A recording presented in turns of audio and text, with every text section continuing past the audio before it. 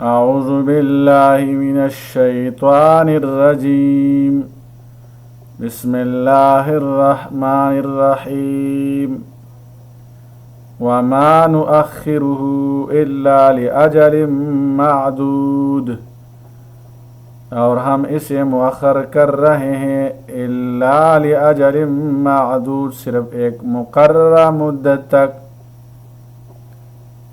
قیامت کا اپنے وقت مقررہ پر آنے کا بیان ہے۔ سزا و جزا کا فوری وقوع نہ ہونا اس کا ایک وقت متعین ہونے کی وجہ سے ہے۔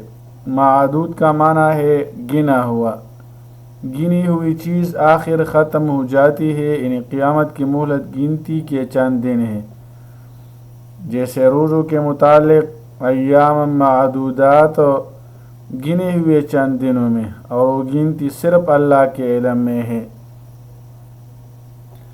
یوم یأتی لا تکلم نفس الا بإذنہ، جب وہ دن آئے گا تو کوئی شخص اس اللہ کی اجازت کے بغیر بات نہیں کر سکے گا۔ لا تکلم بات نہیں کر سکے گا۔ فمنہم شقی و سعید، پھر ان میں سے کچھ بد نصیب ہوں گے شقی، وسعید اور کچھ خوش نصیب ہوں گے۔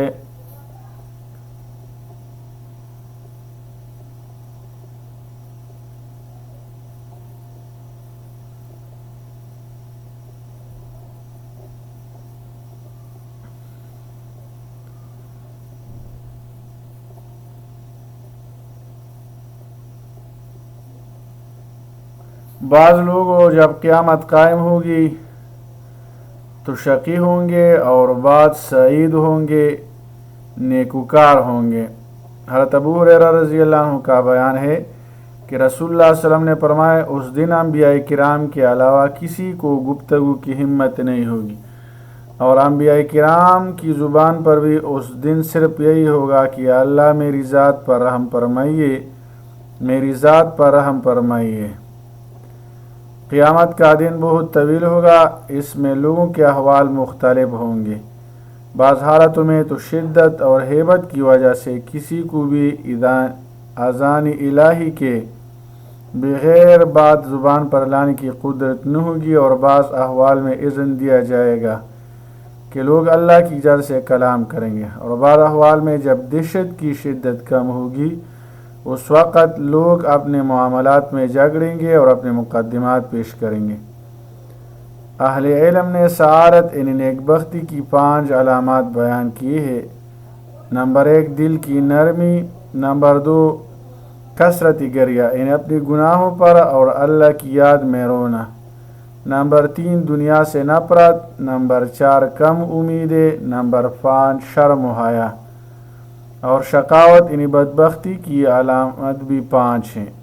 دل کی سختی، آنکھ کی خشکی، دنیا کی رغبت، دراز امیدیں، بے حیائی، یہ علامات ہیں بدبخت کے لیے۔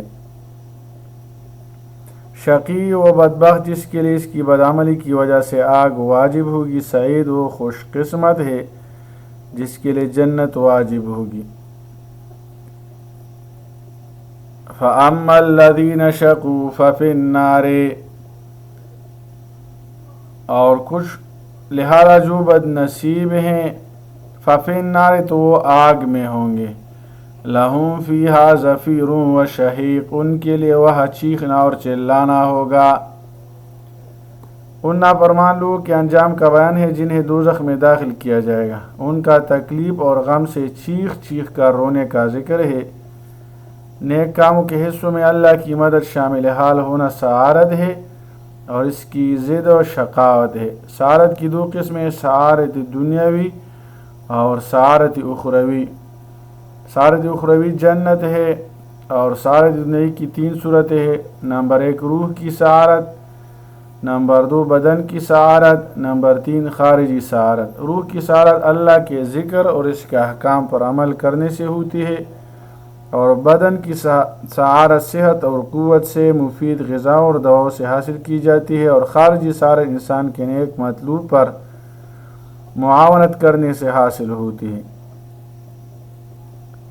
دوسری اخت کے چیخنے چلانے کی تعبیر یہ ہے کہ جو بدبخت ہوں گے وہ دوزخ میں پڑے ہوں گے، اور اس میں ان کا حال یہ ہوگا کہ وہاں چیخے اور چلائیں گے، اور اس طرح چیخنے اور چلانے کا ان کو کوئی فائدہ بھی نہیں ہوگا۔ زفیر اور شہیق کے فرق کو سمجھنے کے لیے ایک مثال اختیار کی گئی ہے، اور کہا گیا کہ زفیر اس آواز کو کہتے ہیں جو گدا ہینگتے وقت ابتدائی طور پر نکالتا ہے اور جو تیز ہوتے ہیں شہیق تک پہنچ جاتی ہے، اور اس آخری آواز کو شہیق کہا جاتا ہے۔ ان لفظوں میں جو حقائق کا پہلو ہے وہ بالکل واضح ہے۔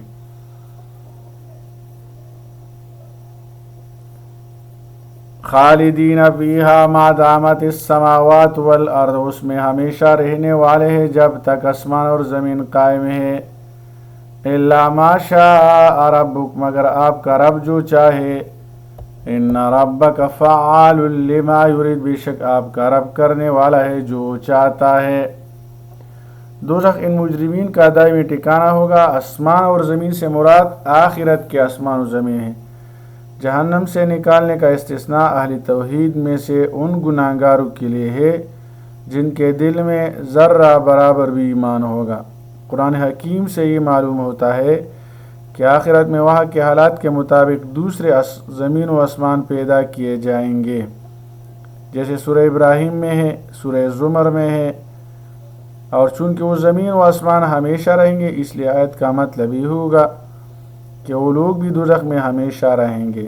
جہنم سے نکالنے کے استثناء کی ٹھیک مراد تو اللہ ہی کو معلوم ہے، لیکن اس سے بظاہر ایک تو یہ حقیقت واضح فرمائی گئی ہے کہ کسی کے عذاب و ثواب کا تمام تر فیصلہ اللہ ہی کے اختیار میں ہے۔ دوسری یہ بات واضح ہے کہ اللہ نے اپنی مشیت بیان فرما دی کہ وہ کافروں میں سے کسی کو بھی چوٹ نہیں دے گا، بلکہ وہ ہمیشہ ان کو جہنم کے عذاب میں مبتلا رکھے گا۔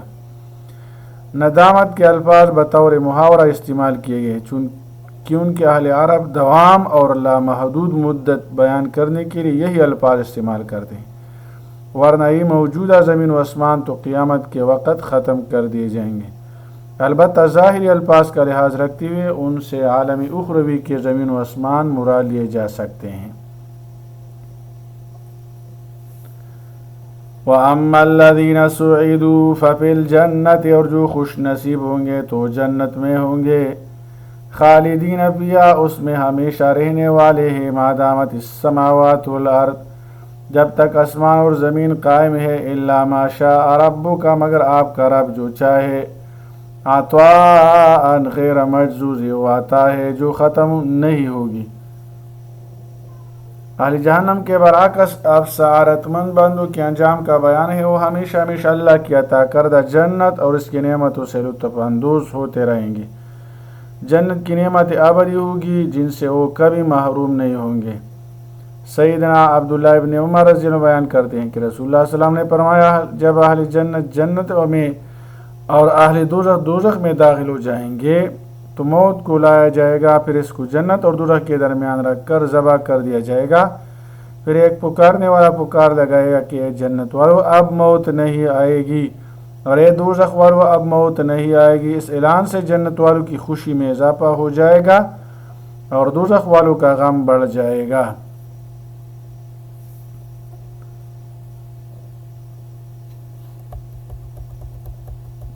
فَلَا تَكُ فِي مِرْيَةٍ مِّمَّا يَعْبُدُ هَٰؤُلَاءِ، لہٰذا مخاطب تو کسی شک میں نہ پڑنا ان کے بارے میں جن کی پوجا کر رہے ہیں۔ ما يعبدون، یہ اسی طرح پوجا کر رہے ہیں۔ الا كما يعبد آباؤهم من قبل، جس طرح ان سے پہلے ان کے باپ دادا پوجا کرتے تھے۔ وَإِنَّا لَمُوَفُّوهُمْ نَصِيبَهُمْ غَيْرَ مَنقُوصٍ، اور ہم یقیناً ان کا پورا حصہ انہیں دیں گے جس میں کوئی کمی نہیں کی جائے گی۔ مشرکین کے تمام مشرکانہ عقائد غلط ہیں، وہ اپنے باپ دادا کی محض اندھی تقلید کر رہے ہیں۔ ان کی سرکشی کا انہیں مکمل بدلہ دیا جائے گا جس میں کچھ کمی نہیں کی جائے گی۔ اس آیت میں بظاہر رسول اللہ صلی اللہ علیہ وسلم کو خطاب ہے، لیکن اس سے مراد عام خطاب ہے کہ ان کے بت پرستوں کی عبادت کے باطل ہونے کے متعلق نبی کریم صلی اللہ علیہ وسلم کے شک کرنے کا تو کسی طرح بھی تصور ہی نہیں کیا جا سکتا، اور یہ کہ بت پرست جن بتوں کی عبادت کرتے ہیں ان کے پاس ان کی عبادت پر کوئی دلیل نہیں ہے۔ اللہ تعالی عمل کرنے کی توفیق عطا فرمائے۔ وصلی اللہ تعالی علی خیر خلقہ محمد وآلہ واصحابہ اجمعین برحمتک یا ارحم الراحمین۔